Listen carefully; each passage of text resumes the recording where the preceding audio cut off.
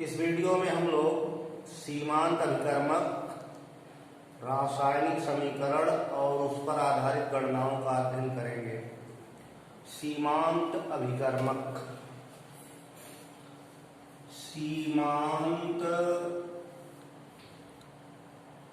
अभिकर्मक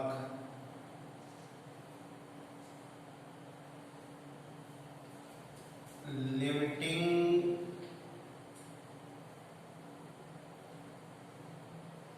reagents. Limiting reagent या सीमांत अभिकर्मक को समझने के लिए एक सामान्य अभिक्रिया का उदाहरण लेते हैं। जैसे 2A plus B gives 3C plus D। यह एक सामान्य रासायनिक अभिक्रिया है। इसमें A और B ये अभिकारक हैं, C और D उत्पाद हैं। अभिकारकों की रासायनिक अभिक्रिया से उत्पाद बनते हैं। A और B परस्पर अभिक्रिया करेंगे तो C और D का निर्माण होगा। अभिक्रिया के अनुसार 2 मोल A 1 मोल B परस्पर अभिक्रिया करके 3 मोल C और 1 मोल D बनाते हैं।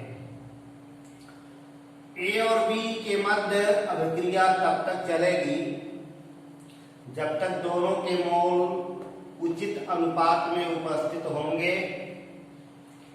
इसमें एक पहले खत्म हो जाए तो अभिक्रिया बंद हो जाएगी। इसलिए दोनों में जो अभिकारक कम मात्रा में उपस्थित होगा, अभिक्रिया उसी के अनुसार चलेगी। यदि B की मात्रा कम है, B के मोल कम हैं, तो अभिक्रिया B के मोलों के अनुसार चलेगी। यानी उत्पाद का बनना उस अभिकारक पर निर्भर करता है जो कम मात्रा में उपस्थित होता है, जिसके मोल कम होते हैं। तो सीमांत अभिकर्मक की परिभाषा है कि किसी रासायनिक अभिक्रिया में उपस्थित वह अभिकारक जो सीमित मात्रा में उपस्थित होता है, जो कम मात्रा में उपस्थित होता है, वह अभिक्रिया में बनने वाले उत्पाद की मात्रा को निर्धारित करता है। उसे सीमांत अभिकर्मक कहते हैं। अभिक्रिया में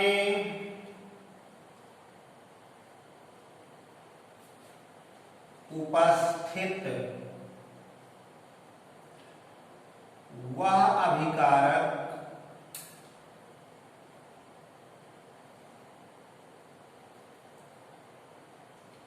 जो सीमित मात्रा में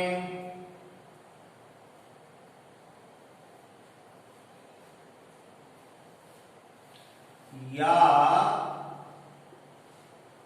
कम मात्रा में उपस्थित होता है,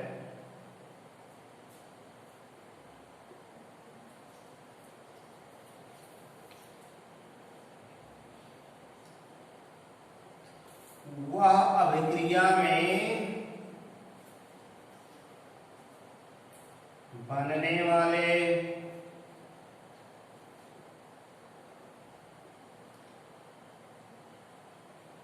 उत्पाद की मात्रा को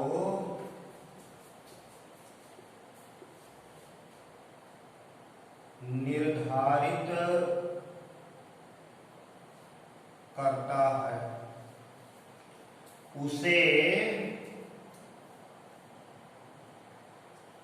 सीमांत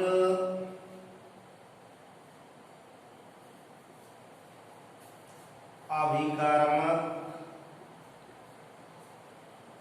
कहते हैं।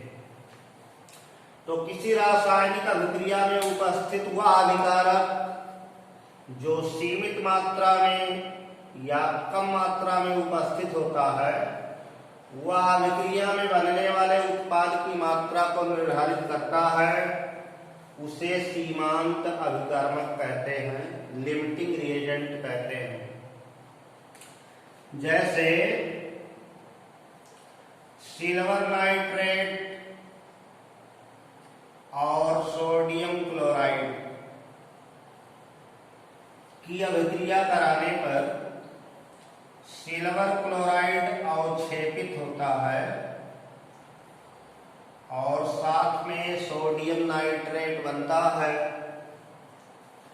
रासायनिक अभिक्रिया से स्पष्ट है कि 1 मोल सिल्वर नाइट्रेट 1 मोल सोडियम क्लोराइड से अभिक्रिया करेगा तो 1 मोल सिल्वर क्लोराइड 1 मोल सोडियम नाइट्रेट बनेगा। यदि अभिक्रिया कराने में 1 मोल सिल्वर नाइट्रेट और 0.5 मोल सोडियम क्लोराइड लिया जाए तो अभिक्रिया सोडियम क्लोराइड के मोलों के अनुरूप चलेगी, क्योंकि पूरी अभिक्रिया होने के लिए सिल्वर नाइट्रेट और सोडियम क्लोराइड दोनों 1-1 मोल होने चाहिए, लेकिन सोडियम क्लोराइड यहाँ 0.5 मोल है। इसलिए रासायनिक अभिक्रिया तब तक चलेगी जब तक 0.5 मोल सोडियम क्लोराइड की खपत हो जाए। तो 1 में से 0.5 सिल्वर नाइट्रेट खर्च होगा और 0.5 बचा रहेगा। 0.5 मोल सिल्वर नाइट्रेट और 0.5 मोल सोडियम क्लोराइड क्रिया करके 0.5 मोल सिल्वर क्लोराइड और 0.5 मोल सोडियम नाइट्रेट बनाएंगे। तो इसमें सिल्वर नाइट्रेट अधिक मात्रा में है और सोडियम क्लोराइड कम मात्रा में है, तो अभिक्रिया सोडियम क्लोराइड के मोलों के अनुरूप चलेगी। इस अभिक्रिया में सोडियम क्लोराइड सीमांत अभिकर्मक है, क्योंकि उत्पाद का बनना सोडियम क्लोराइड के मोलों पर निर्भर करेगा। तो अभिकारकों में जो अभिकारक सीमित मात्रा में होगा, कम मात्रा में होगा, उसी को सीमांत अभिकर्मक कहेंगे, उसे लिमिटिंग रिएजेंट कहेंगे, क्योंकि उत्पाद का बनना उसी के मोलों पर निर्भर करेगा। इसी प्रकार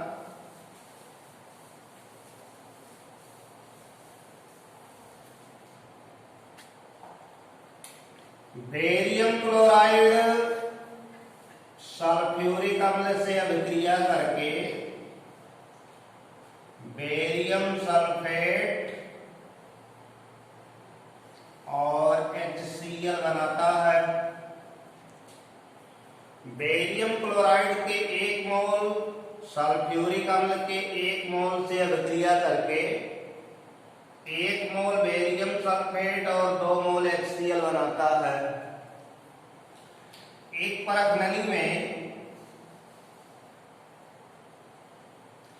बेरियम क्लोराइड का विलयन ले लिया जाए, बेरियम क्लोराइड का सॉल्यूशन ले लिया जाए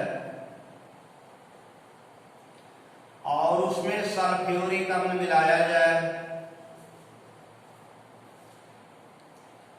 तो आप देखेंगे कि सल्फ्यूरिक अम्ल मिलाने पर नीचे सफेदी आएगी, बेरियम सल्फेट का सफेद अवक्षेप बनेगा।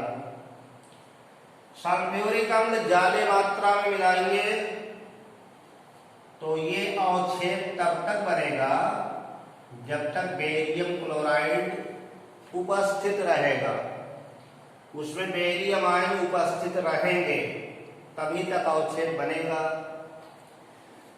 जब बेरियम आयन पूरे सल्फेट आयनों से मिल चुके होंगे आगे सल्फ्यूरिक अम्ल मिलाने पर बेरियम सल्फेट नहीं बनेगा। तो सल्फ्यूरिक अम्ल अधिकता में मिलाया गया और बेरियम क्लोराइड सीमित मात्रा में लिया गया। तो बेरियम क्लोराइड यहां सीमांत अभिकर्मक कहलाएगा। इसी के अनुरूप बेरियम सल्फेट का अवक्षेप प्राप्त होगा। तो किसी रासायनिक अभिक्रिया में भाग लेने वाले अभिकारकों में जो अभिकारक सीमित मात्रा में होता है, कम मात्रा में होता है, जिसके मोल कम होते हैं, उसे सीमांत अभिकर्मक कहते हैं और वह अभिक्रिया में बनने वाले उत्पाद की मात्रा को निर्धारित करता है। इसके पश्चात रासायनिक समीकरण की बात करेंगे। रासायनिक समीकरण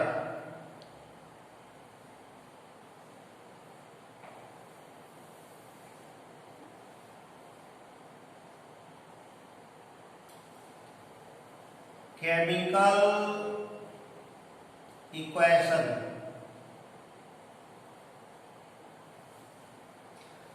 रासायनिक समीकरण अभिक्रियाओं का निरूपण है। प्रतीकों अथवा सूत्रों की सहायता से अभिक्रिया में भाग लेने वाले अभिकारकों तथा बनने वाले उत्पादों का संक्षेप में निरूपण रासायनिक समीकरण कहलाता है, केमिकल इक्वेशन कहलाता है। जैसे सोडियम हाइड्रोक्साइड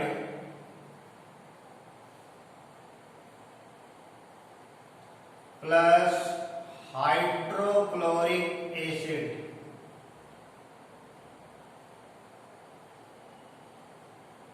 दोनों मिलकर सोडियम क्लोराइड और वाटर का फॉर्मेशन करते हैं। तो यह एक शब्दावली में निरूपण है कि सोडियम हाइड्रोक्साइड और हाइड्रोक्लोरिक अम्ल की अभिक्रिया कराएंगे तो सोडियम क्लोराइड और जल बनेगा। इसको सूत्रवत रूप में लिखें तो NaOH plus HCl gives NaCl plus H2O। यह रासायनिक समीकरण कहलाता है। इसे रासायनिक समीकरण कहते हैं। इसमें अभिकारक बाईं तरफ और उत्पाद दाईं तरफ लिखा जाता है। इस रासायनिक अभिक्रिया में अगर ये बढ़ा दिया जाए कि NaOH का जलीय विलयन HCl के जलीय विलयन से क्रिया किया और बना NaCl का जलीय विलयन, तो थोड़ा डिफाइन हो जाएगा, परिभाषित हो जाएगा कि NaOH एक्वस है, जलीय है, HCl जलीय है, दोनों रिएक्शन करके NaCl का जलीय विलयन और जल बनाते हैं। जल लिक्विड है, द्रव अवस्था में है। तो रासायनिक अभिक्रिया में अगर सबस्क्रिप्ट लगा करके थोड़ा और उसको हाईलाइट कर दिया जाए, प्रदर्शित कर दिया जाए, तो जानकारी हो जाएगी कि वो पदार्थ ठोस अवस्था में है या द्रव अवस्था में है या गैस अवस्था में है अथवा उसका कोई विलयन प्रयोग किया जा रहा है। जैसे नाइट्रोजन गैस हाइड्रोजन गैस से अभिक्रिया करके अमोनिया गैस बनाती है। तो जी लिख देने का मतलब है कि गैस अवस्था में है। 1 मोल नाइट्रोजन गैस 3 मोल हाइड्रोजन गैस से अभिक्रिया करती है तो 2 मोल अमोनिया गैस बनेगी। तो यह एक रासायनिक समीकरण है जो अमोनिया के बनने को निरूपित करता है अमोनिया बनने को दर्शाता है। 1 मोल नाइट्रोजन 3 मोल हाइड्रोजन से अभिक्रिया करेगा तो 2 मोल अमोनिया बनेगी। यह एक संतुलित समीकरण है। यह एक निश्चित अनुपात है कि 1 मोल नाइट्रोजन 3 मोल हाइड्रोजन से अभिक्रिया करेगी। तो यह इसकी स्टोइकियोमेट्री कहलाती है, या इसका अनुपात निश्चित अनुपात कहलाता है। गणनाएं इसी आधार पर की जाती हैं। अगर 1 लीटर नाइट्रोजन होगी तो 3 लीटर हाइड्रोजन लगेगा और दोनों मिलकर 2 लीटर अमोनिया बनाएंगे। तो रासायनिक समीकरणों पर आधारित गणनाएं उनके संतुलित समीकरण या उनके स्टोइकियोमेट्री के आधार पर की जाती है। जब तक समीकरण संतुलित नहीं होगा तब तक गणना नहीं की जा सकती। जैसे potassium chlorate KClO3, potassium chloride को गर्म करेंगे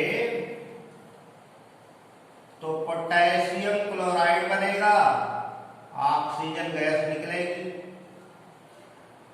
अभी ये संतुलित नहीं है, ये केवल निरूपण है कि potassium chlorate KClO3 on heating gives potassium chloride plus oxygen. पहले इसको संतुलित कर लेंगे।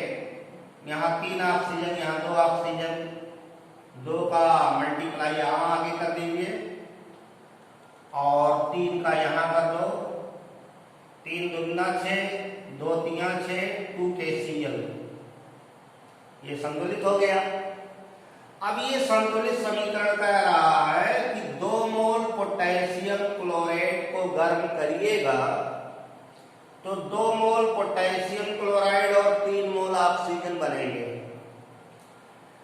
इसको ग्राम द्रव्यमान में देखा जाए, 2 गुणे पोटेशियम का परमाणु भार 39, क्लोरीन का 35.5, ऑक्सीजन का 16×48, 2 गुणे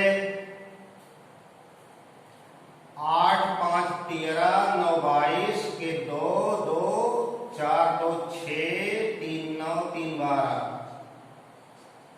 122.5 का गुना करेंगे। 2 पंचे 10, 2 दूनी 4, 1 5, 2 दूनी 4, 2 1 2,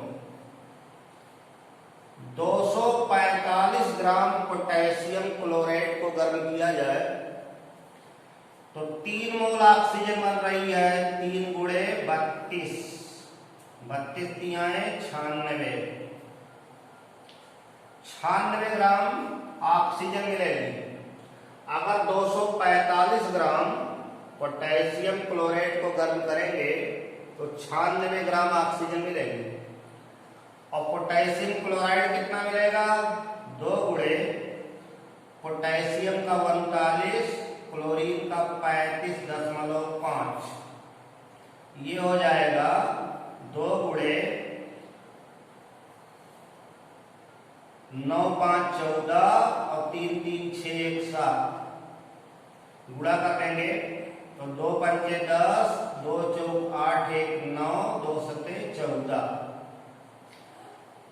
तो 149 ग्राम पोटेशियम क्लोराइड बनेगा और 96 ग्राम ऑक्सीजन बनेगी। ये निश्चित है, समीकरण यही कहता है। अब यदि आपको गणना करना है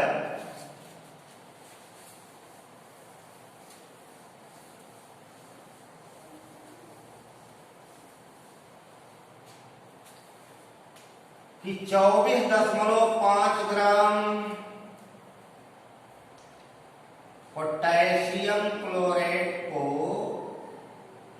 गर्म करने पर कितने ग्राम ऑक्सीजन प्राप्त होगी, तो यहीं से लिखा जाएगा कि समीकरण के अनुसार समीकरण से स्पष्ट है कि